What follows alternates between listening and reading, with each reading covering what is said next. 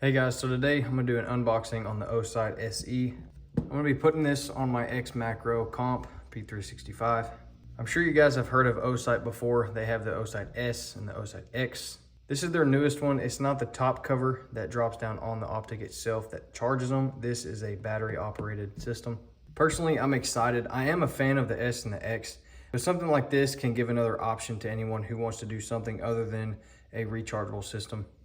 During this video, I'm gonna do an unboxing and I'm gonna do a spec review.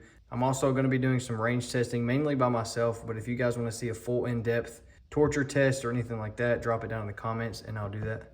One thing that I really enjoy about Osight is how they package their optics. I know it might not be anything special to you guys, but for me, I think it's a really nice touch.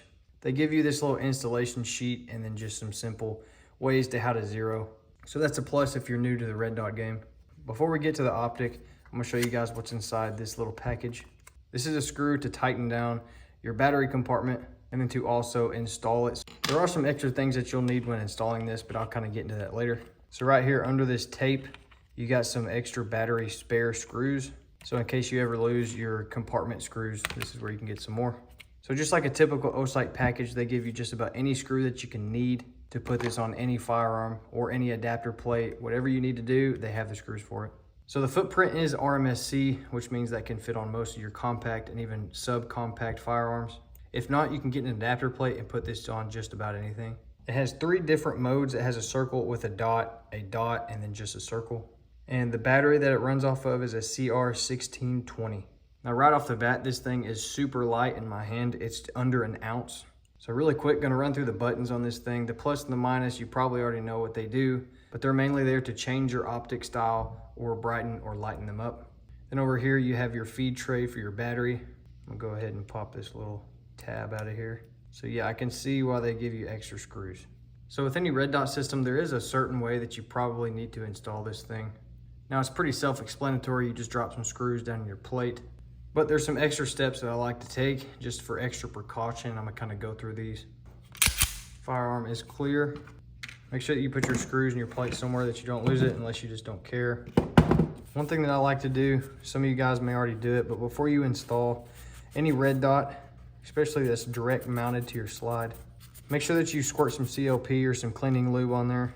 Rub that down, even the bottom side of your optic, just to kind of get everything prepped and ready to go. Now that it's installed, just to let you guys know, I didn't torque it down to the specs. I just got it hand tight. But a way that you can tell if your screws are backing out, a lot of you guys may already know this, but you take a little Sharpie or a little pin and you make some marks on the head of your screw. And if those marks move, then you know that your screws have moved. But another one, these did come with some blue Loctite, but I do like to add just a tad bit extra just to help secure it down.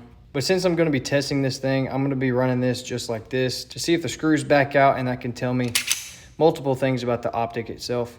Now when I'm doing some quick dry fire drills just right here in the garage, pointing it at my outlet, this thing is really crisp. The settings are super easy to adjust. The reticle itself is a 2 MOA dot and a 32 MOA circle.